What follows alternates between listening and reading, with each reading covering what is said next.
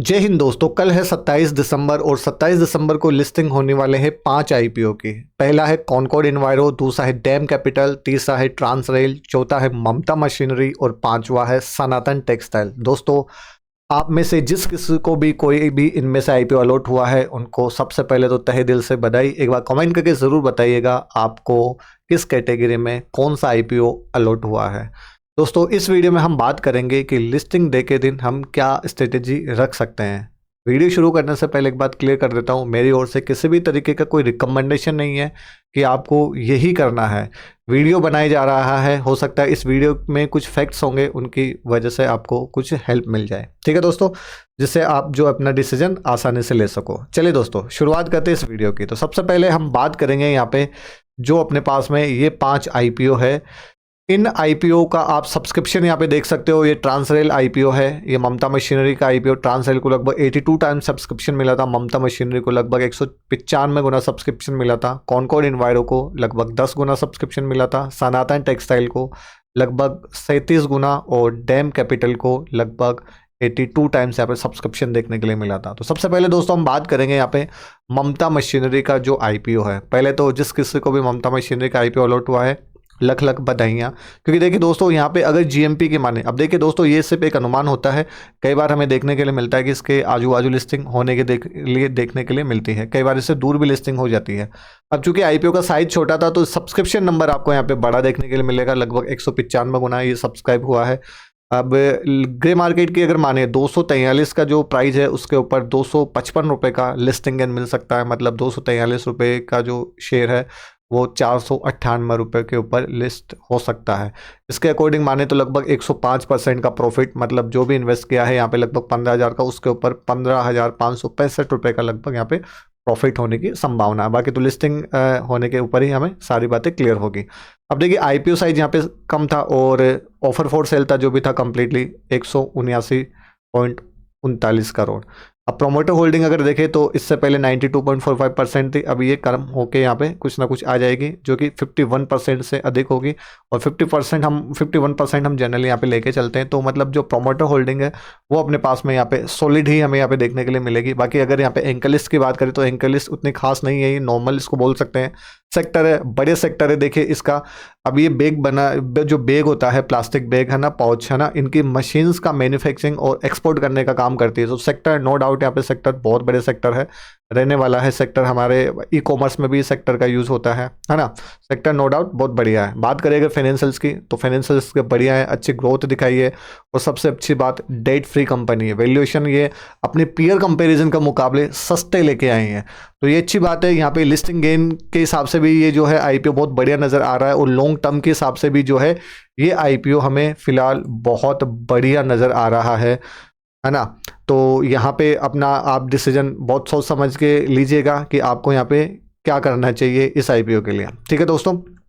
Next दोस्तों, अगर हम यहाँ पे बात करें सनातन टेक्सटाइल की, तो सनातन टेक्सटाइल जो है लगभग 37 गुना यहाँ पे सब्सक्रिप्शन देखने के लिए मिला। और अगर ग्रे मार्केट की हम माने तो 321 रुपये के इशू प्राइस के ऊपर लगभग 93 रुपीज़ का जो है लिस्टिंग एंड मिलने की उम्मीद है। मतलब 321 रुपये का शेयर 414 रुपये में यहाँ पे लिस्ट हो सकता है। तो ग्रे मार्केट की अगर माने तो लगभग 29% के करीब लिस्टिंग एंड, मतलब लगभग 4,282 रुपये का यहाँ पे मुनाफा देखने के लिए मिलता हुआ नज़र आ रहा है। बाकी अगर हम यहाँ पे बात करें एंकर लिस्ट, तो एंकर लिस्ट यहाँ पे ठीक ठाक है। सेक्टर यहाँ पे ठीक है, बढ़िया ही सेक्टर है। वैसे अगर देखा जाए तो डिमांडिंग सेक्टर अक्सर रहेगा, लेकिन कंपटीशन भी जो इस सेक्टर में अच्छा खासा है। टेक्सटाइल का यान मतलब होता है हमारे पास में जो धागा होता है उसको हम यान बोलते हैं। तो पॉलिस्टर, कॉटन और है ना टेक्निकल टेक्सटाइल के लिए जो भी काम में आता है। टेक्निकल टेक्सटाइल में आप बोल सकते हो मतलब जैसे मास्क होता है ना, मास्क में भी अपने पास में ही जो धागा काम में आता है, तो ये इनकी मैन्युफैक्चरिंग का काम यहाँ पे रहता है। तो सेक्टर नो डाउट बढ़िया है, लेकिन कॉम्पिटिटिव सेक्टर है। फाइनेंशियल ग्रोथ इसकी ठीक ठाक है, ज़्यादा अच्छी नहीं है। और कंपनी के ऊपर डेट भी लगभग 645 करोड़ का और वैल्यूएशन यहाँ पे रीजनेबल है। तो इस जो ये आईपीओ है इसको लिए फ़िलहाल प्रीफ्रेंस दी जा सकती है लिस्टिंग गेन के हिसाब से। बाकी लॉन्ग टर्म के हिसाब से भी कंसिडर करो तो कोई ज़्यादा बुरा नहीं है, लेकिन जो ग्रोथ है उतना पोटेंशियल इसमें है नहीं ग्रोथ के हिसाब से। तो लिस्टिंग गेन के हिसाब से फ़िलहाल जो है ये ठीक नज़र आ रहा है। नेक्स्ट दोस्तों बात करें अगर हम यहाँ पे कॉनकॉर्ड इन्वायरो सिस्टम का जो आईपीओ है उसकी, तो ये जो आईपीओ है लगभग 11 गुना इसमें सब्सक्रिप्शन देखने के लिए मिला था और 701 रुपये के प्राइस के ऊपर लगभग 134 रुपये का यहाँ पे लिस्टिंग गेन मिलने की उम्मीद है। मतलब लगभग 19% के करीब लिस्टिंग गेन यहाँ पे देखने के लिए मिल सकता है। 19% बोले तो लगभग आईपीओ के ऊपर 2797 रुपये के करीब यहाँ पे जो है प्रॉफिट हमें देखने के लिए मिल रहा है। अब बात करें सेक्टर की, देखिए सेक्टर इसका बहुत बढ़िया है। ये waste water and waste water treatment के रिगार्डिंग सर्विस प्रोवाइड करती है। अब देखिए सेक्टर चूंकि देखिए डिमांडिंग सेक्टर भी है, इसको बहुत मतलब ज़्यादा ज़रूरी सेक्टर है हमारे आने वाले टाइम के लिए भी, है ना। अब चूंकि इसकी इंक्लिस ठीक ठाक मिली है और सेक्टर नो डाउट देखिए सेक्टर बहुत बढ़िया सेक्टर में किसी तरीके का कोई भी मतलब ऐसा कुछ है नहीं, डिमांडिंग सेक्टर है अपने पास में, ये बढ़िया सेक्टर है। फाइनेंशियल ग्रोथ ठीक ठाक है, ठीक है, कंपनी के ऊपर कुछ डेट भी है, वैल्यूएशन यहाँ पे रीजनेबल है।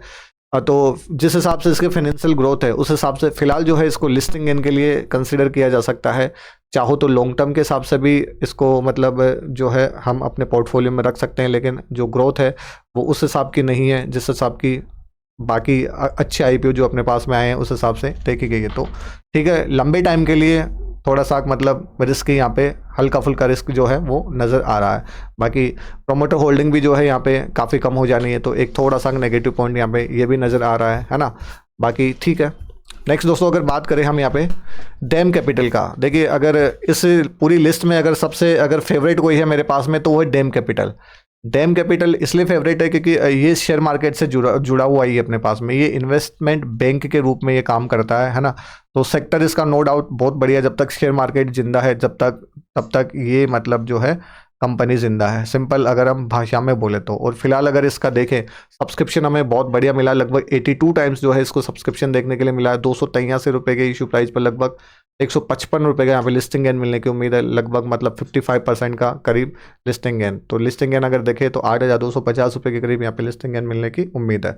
इंक लिस्ट इसकी ज़बरदस्त है, जितने भी आईपीओ सबसे ज़बरदस्त यहाँ पे इंक लिस्ट देखने के लिए मिली है। सेक्टर नो डाउट बढ़िया है, मैंने कहा जब तक शेयर मार्केट जिंदा है तब तक इस तरीके की कंपनियां जिंदा। फाइनेंशियल ग्रोथ बहुत ताबड़तोड़ ग्रोथ दिखाई है लास्ट फाइनेंशियल ईयर में, और अच्छी बात कंपनी कंप्लीट यहाँ पे डेट फ्री है, ठीक है ना। हल्का फुल्का डेट है तो नो डाउट है ना, उसका कोई इशू यहाँ पे है नहीं। बाकी वैल्यूएशन की अगर बात करें तो वैल्यूएशन हल्की फुल्की इसके पीयर कंपैरिजन के बेसिस के ऊपर हमें यहाँ पे हाई नज़र आ रही है। बाकी देखिए जो आईपीओ है यहाँ पे वो कंप्लीटली ऑफर फॉर सेल है। जनरली ऑफर फॉर सेल होता ना वो हम प्रीफर कम ही करते हैं, लेकिन कंपनी देखी जाती है। अगर कंपनी को देखिए पैसों की ज़रूरत ही नहीं है, ठीक है, सेक्टर इसी तरीके का है, तो कोई ऑफर फॉर सेल का कोई यहाँ पे इशू नहीं है। तो ये जो मतलब आईपीओ है वो हमें नज़र आ रहा है फिलहाल लिस्टिंग गेन के लिए भी बहुत बढ़िया नज़र आ रहा है, और लॉन्ग टर्म के हिसाब से भी बहुत बढ़िया नज़र आ रहा है। मतलब ऐसा जो आईपीओ जिनको अलॉट हो जाता है, मैं पर्सनली मेरे को वैसे अलॉट हुआ नहीं है, और अगर मेरे पास में इसके शेयर होते तो मैं इसको लॉन्ग टर्म के लिए भी मतलब प्रीफर करता।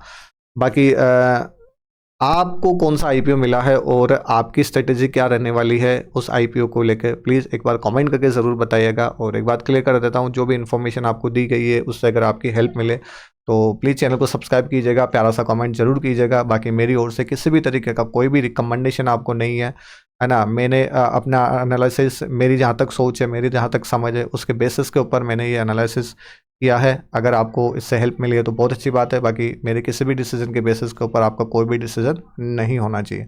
आई होप आपके लिए ये वीडियो यूज़फुल रहा होगा।